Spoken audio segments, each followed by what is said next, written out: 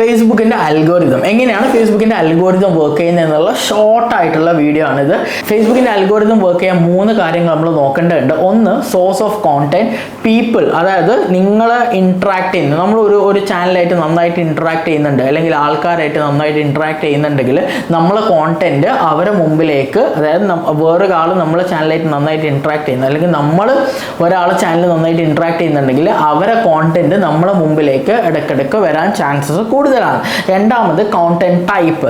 നിങ്ങളൊരു video ജീനിക് person ആണോ, text photo ജീനിക് person ആണോ, അതായത് നിങ്ങൾ ഏറ്റവും കൂടുതൽ സ്പെൻഡ് ചെയ്യുന്ന വീഡിയോസിലാണെങ്കിൽ ഫേസ്ബുക്ക് കൂടുതൽ നിങ്ങൾക്ക് വീഡിയോസ് കാണിച്ചു തരും.